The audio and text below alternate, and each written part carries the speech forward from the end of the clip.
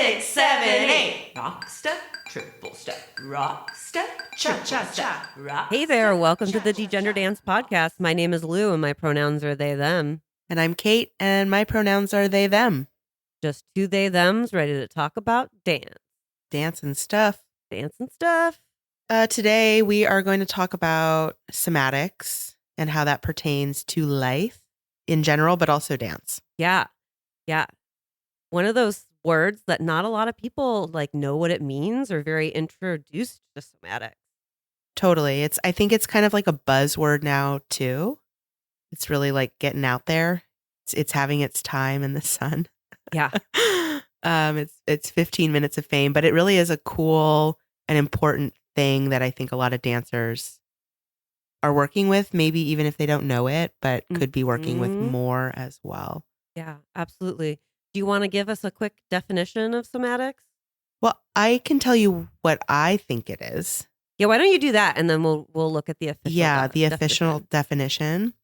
So my perception of somatics is it has to do with the experience and feeling in the body as opposed to an external vision of what's happening in a body. So like what I feel inside my body versus how I look to the rest of the world. Yeah, and that's basically what Wikipedia says. Wikipedia says somatics is a field within bodywork and movement studies which emphasizes the internal physical perception and experience, which I think is really amazing to bring into dance because so much of the dance world has been focused on the outer expression of movement that it's like understanding what that inward expression is as well. Totally. Yeah. I mean, a lot of people who either don't dance or only dance competitively or performatively, or, like I said, people that don't dance, they sometimes think, oh, well, like I can't dance because I'm no good. But it's like, you running up the stairs or bopping around in your kitchen while you're cooking, like that's dancing. Yeah. And that's somatic. A soma, the first part of that word, it just means like internal experience. And we're always having an internal emotional experience in our bodies, whether we're tuned into it or not. Absolutely. Yeah. How did you first come into contact with somatics and like in your personal life and in dance? I went to something called dialectical behavioral therapy, and that is a mindfulness-based behavioral therapy. You get a lot of skills to regulate your emotions in DBT. It's one of the main focuses of it. And we use a lot of somatics in that. Like one example of one of the skills you learn is opposite action to emotion. That's things like if you're feeling scared, the emotion action associated with fear is to run and hide.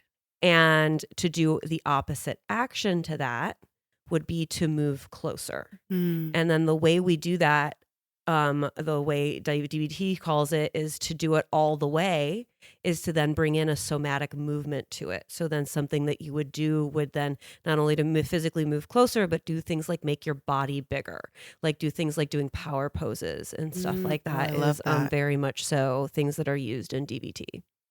Cool. Yeah. And then what about like connecting it to dance for you? Like when did that happen? I, thank God, went to DBT before I got into the dance world. Nice. I think I would have not fared so well in the dance world had I not gone through recovery first and done a lot of healing. So I brought all of that understanding of my somatic body onto the dance floor with me the first time I went out there, which doesn't mean that I had it all figured out when I first got there, but I was able to be aware of my internal world, and like I made friends with my internal world before I went out and danced, that I could really have like an understanding of what was going on when I was out dancing as well.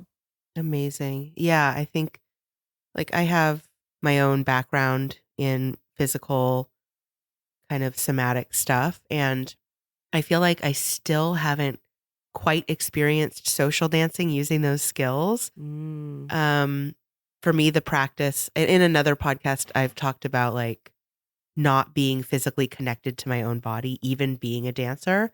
And so just in the last couple of years, it started to emerge, but I haven't social danced that much. But just being able to recognize the shift in my body personally has allowed me to kind of slow down, check in regarding burnout. But back to what you said, the DBT, right? Was the therapy that you did. I also I go to like a somatic physical based therapy that's called core energetics.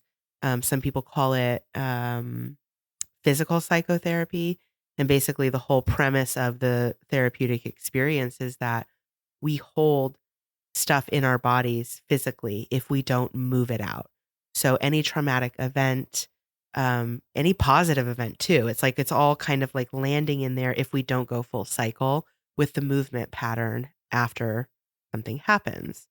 So a lot of that work is about identifying a pattern in myself or something that I'm experiencing that I don't want to be experiencing or a change I want to make and physically moving it out through the body. So like connected to dance, dance can do a certain amount of that just by like getting up and moving. You're physically moving.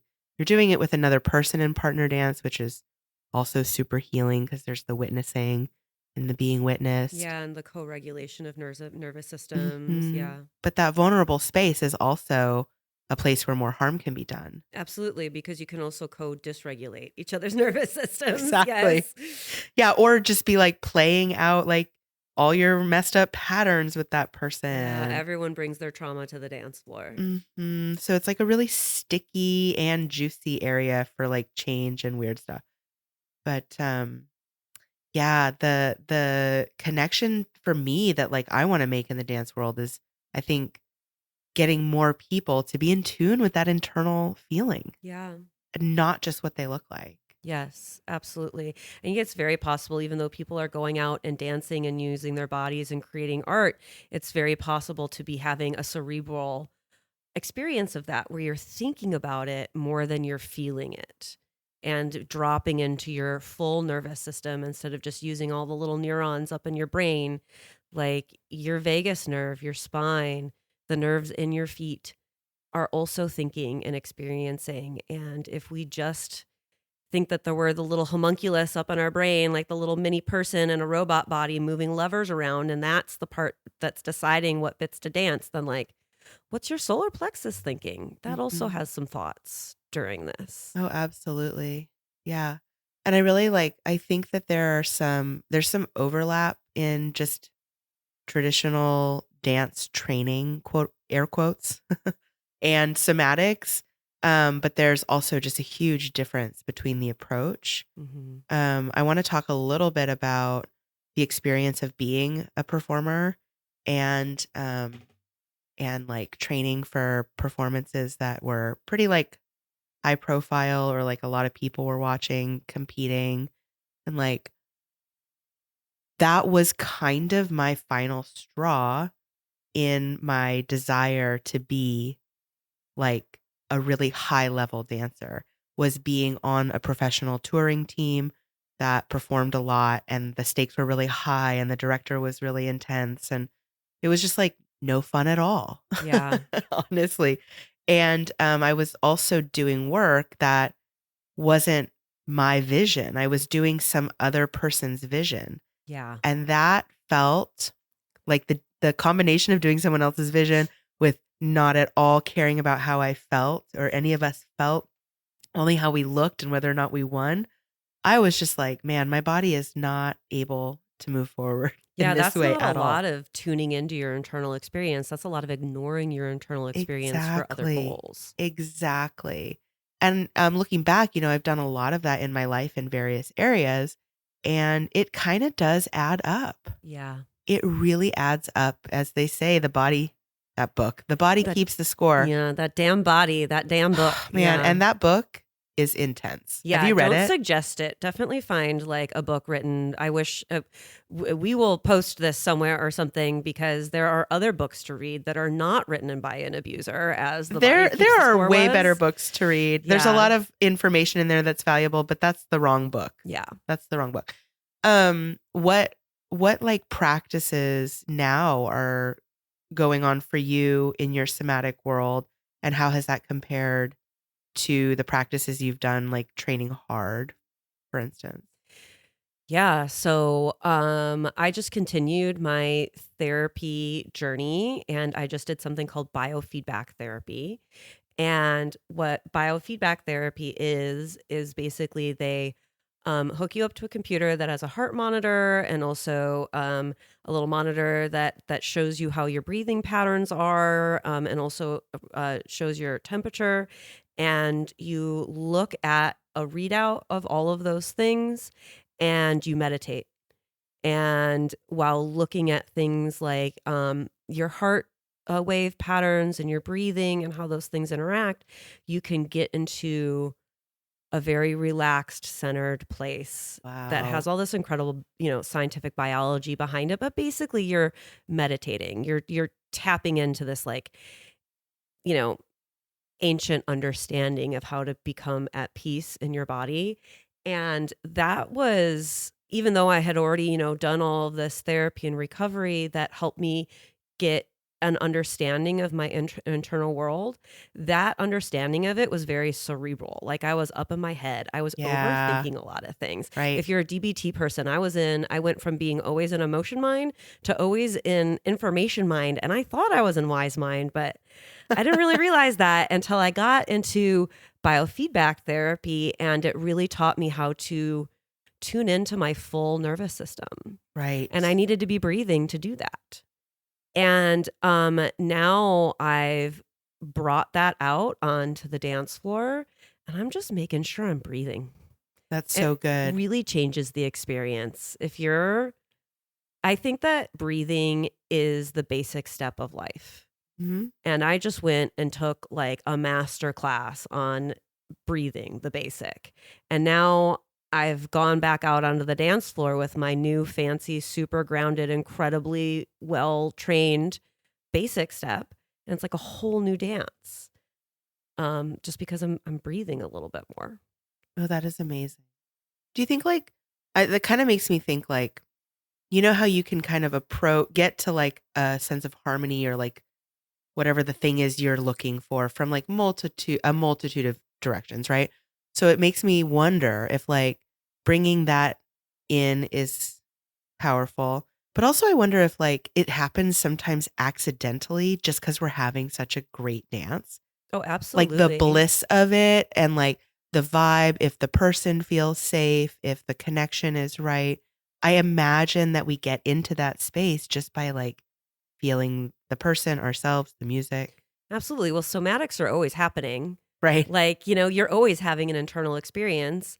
And if you go in and you get into a dance that's really exactly what you said, like, is fulfilling that authentic, like that need to have an authentic experience. When you get that, that's a somatic experience. And it's going to be, if it's a positive dance, it'll be a positive somatic experience. Yeah. Oh my God. That makes me want to start social dancing more. Yeah. If you get the really good social dance, it's like truly, it feels incredible and it's healing because it's like, I feel like the right partner dance experiences are truly trauma healing Yes, I agree. because you're co-regulating nervous systems with other people. When Mhm. you are dancing, when human bodies are around things like a beat, our hearts will sync up to the music, Mm. which means all of our hearts, like if you're at a dance social, everybody's heartbeats will like sync up with each other, which is like a really incredible thing. Like our nervous systems are creating magic within ourselves with each other. Amazing. It's like it's like a check for like cha-ching for making sure that we keep these spaces alive, right? And like creating them as like the safe container they need to be because it's really intense when there's that like healing energy and like the vibe is so good. And then when something like undermines that, like if you have an unsafe experience or if there's a microaggression or just an aggression towards you, it's like your safe space of healing just became your trauma. Absolutely. And so, I mean, that's like the heart of why we're doing what we're doing Yeah. is to make these spaces as like transparent and clear and safe as they can be for everyone to have that healing experience, which is everyone's birthright. Yeah, absolutely. Yes, I love it. I love framing it as a birthright because us as human beings and bodies, it's our birthright to feel joy and peace and homeostasis Yes. inside those bodies. And like our modern world, especially right now in this moment of 2025, Yeah. is an onslaught of stress that keeps us in flight or flight. Yep. And dancing is regulation that brings us back to peace. It brings us back to just a regulated nervous system. It's kind of calming just talking about it. Absolutely. Like I'm feeling my like heart is like my heart rate's like evening out. I'm getting more relaxed in the chair. I know. Yeah. I love that. It's kind of like just bringing attention to that mindfulness of the internal experience is like bringing the good vibes. Yes. For me, I've only done a little bit of performing. I immediately learned I didn't like it. I struggle with taking up space. So performing to me is taking a lot of space. So maybe that's a little lesson for me that some performing and taking up space would be great. So with being asked to be on performance teams, since I like kind of realized how I like to move through performance teams, I've said, well, I really like being on the team, but I don't like learning choreography or performing. So like I love the community aspect of it, but the stress of getting up and performing is just not for me. And some people can really enjoy that. And like maybe I will want it another time when I'm working on taking up space. But right now I'm working on being as regulated as possible. Mhm. So putting myself through the stress of a performance is not for me at this time. Yeah, it's a no sometimes, right? Like, Yeah.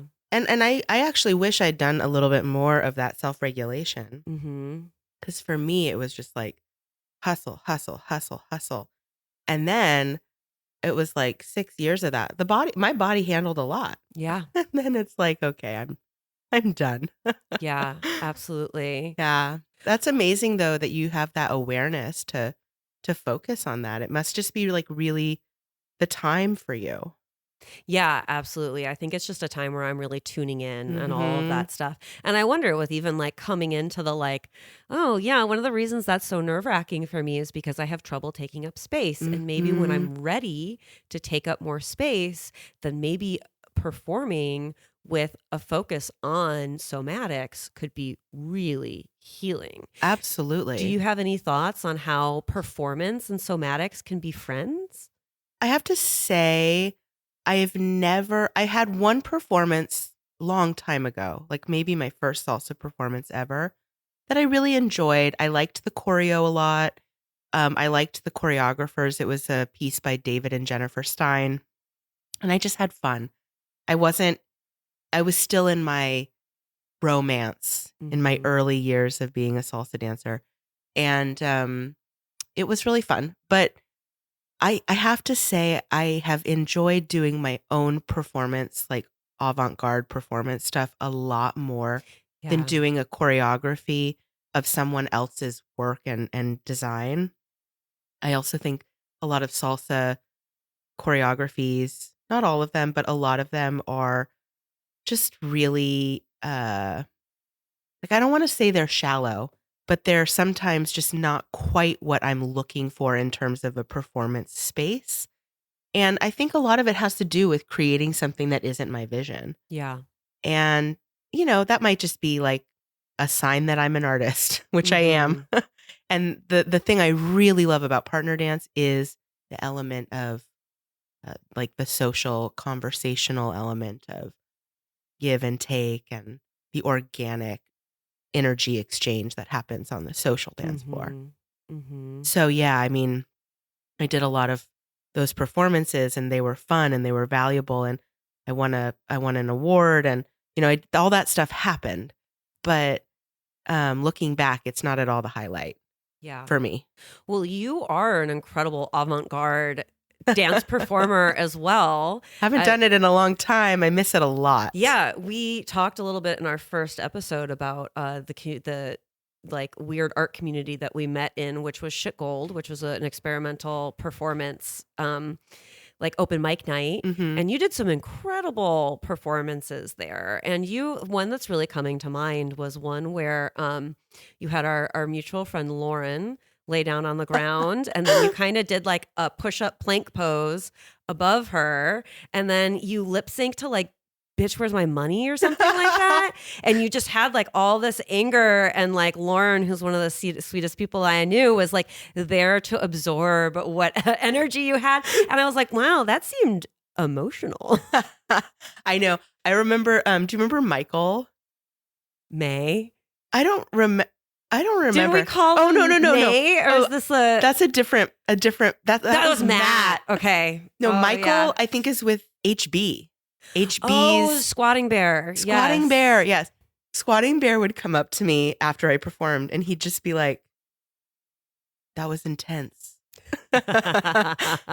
And in my mind, I'm just thinking, I know, I can't believe I just did that. But mostly it was like a space for me to kind of learn how to like acknowledge difficult stuff for me. That's how I used those spaces. Mhm. And it was also just an exercise in being weird and taking up space. Being weird and taking up space is like so important to somatic experience because Mhm.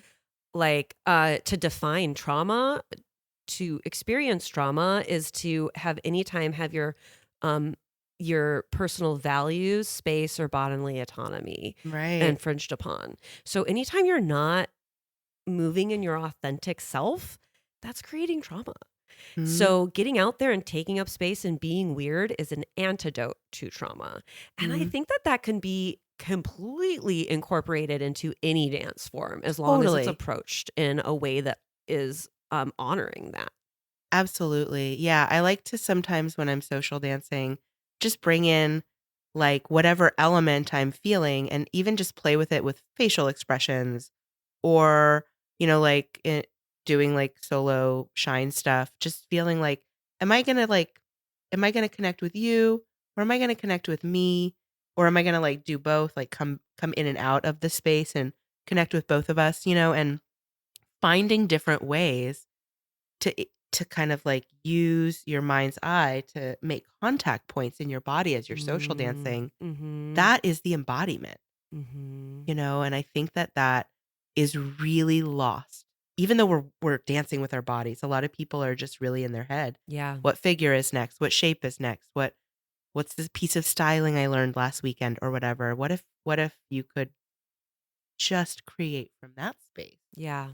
Absolutely. Yes. Yes. I love the idea how like, well, a lot of people go out on the dance floor with like, oh, I learned this thing in class last week. I learned this move. I learned this styling, and I'm going to try and play with that in all of my dances.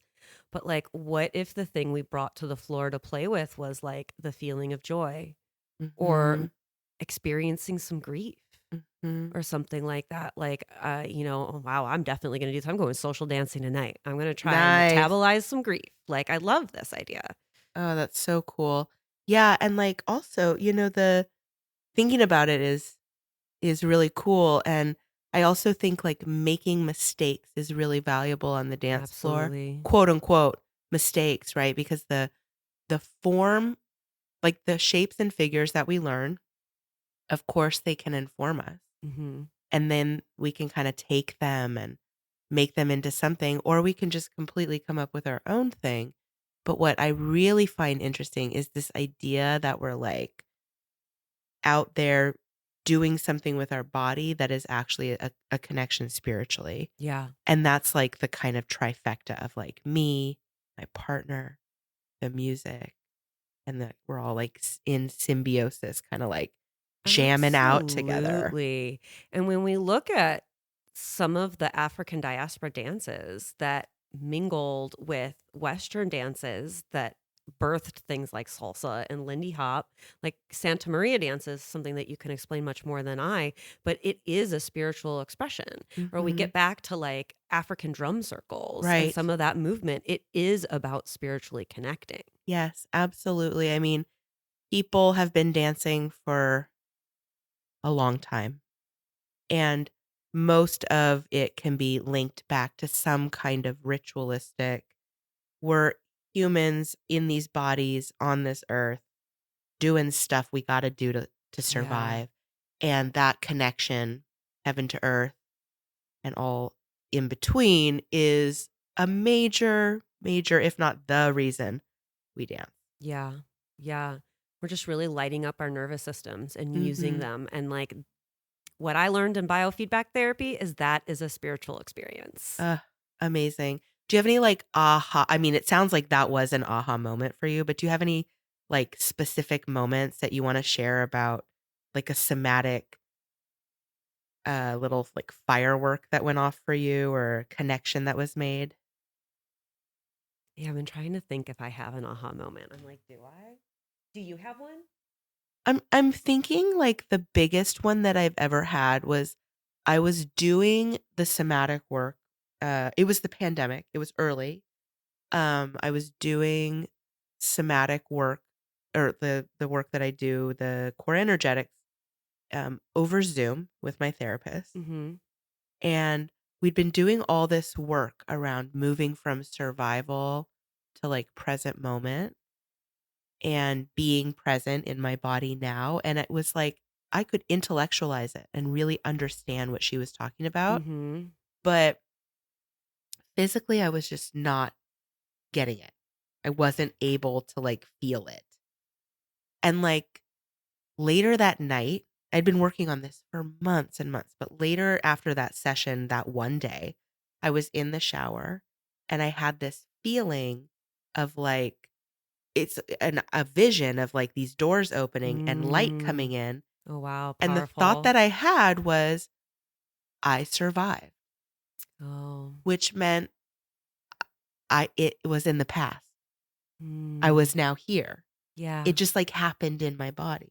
Yeah, and that's your nervous system figuring that out. And that's like Yes. our nervous systems express themselves through imagination. Yes. So that vision, like that, is 100% how that It was works. super real and like it was a before and after moment. Mm-hmm. It was I mean, there's still lots of stuff to work through, of course, but that came because of months and months and months of trying to make contact internally Mm-hmm. and physically moving things through and out to allow space for that. Yeah.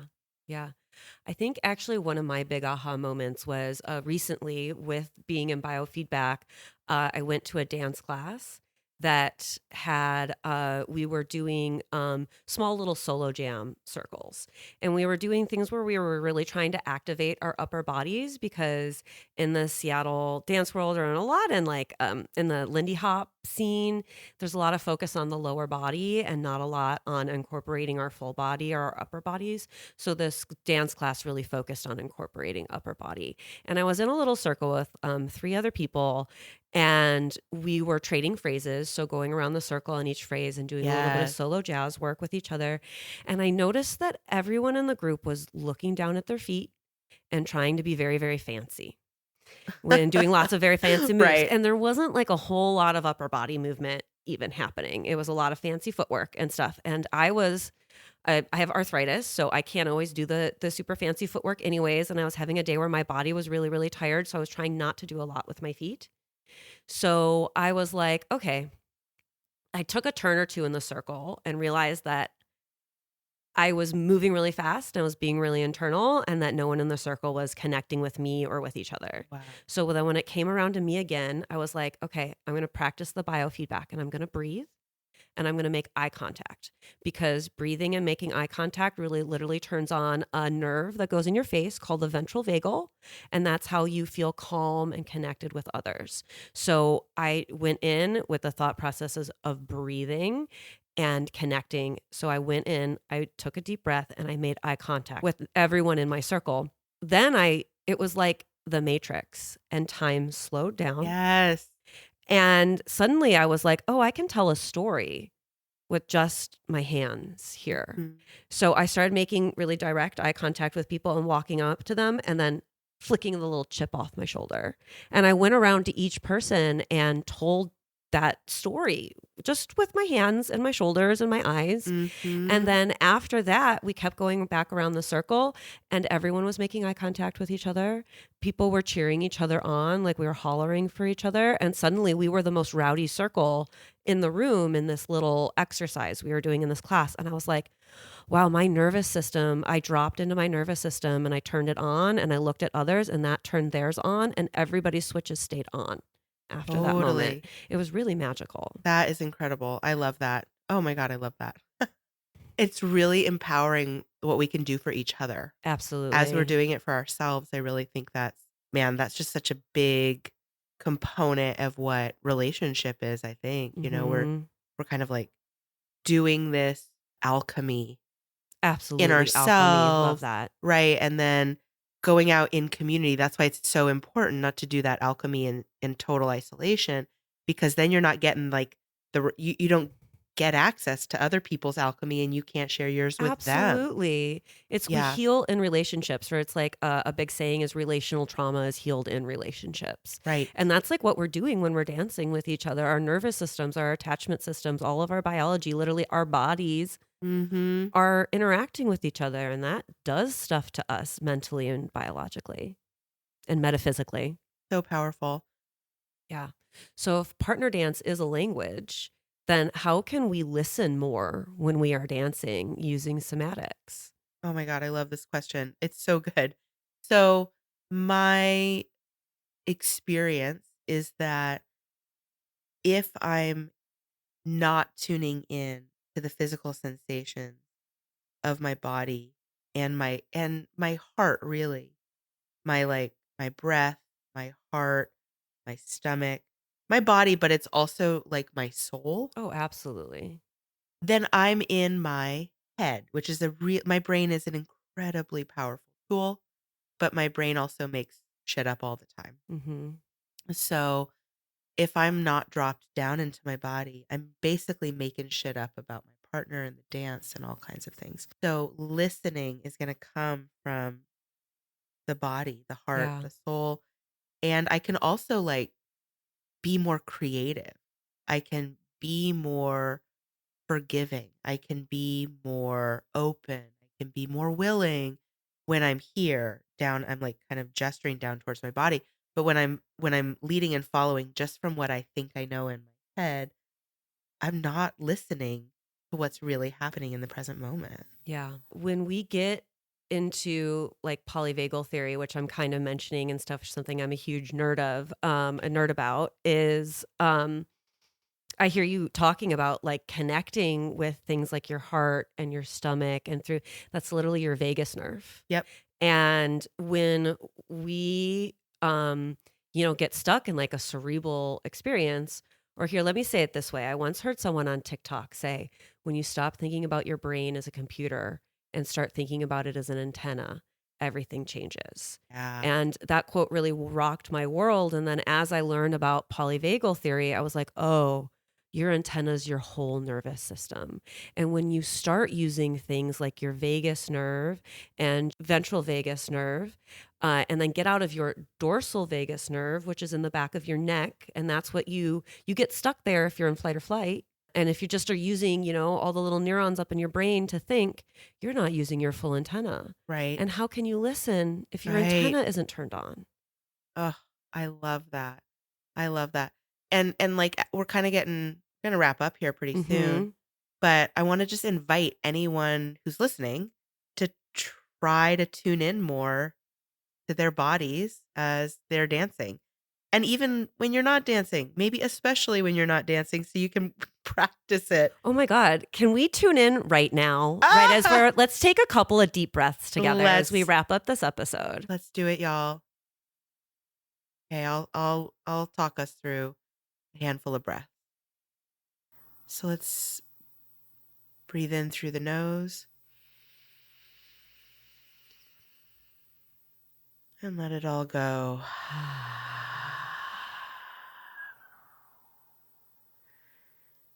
Breathe in.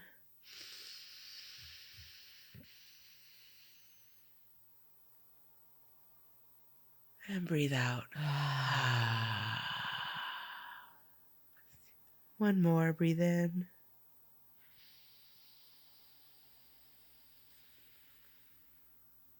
Take a little sip of air at the top and let it all go. Oh my God, so juicy. I feel so co-regulated with you, Kate. I do too, Lou. I hope you all feel co-regulated out there in podcast land. Oh, well, Thanks for listening. We love you. Take care. See you soon. Bye. Bye. Rock step, cha-cha-cha.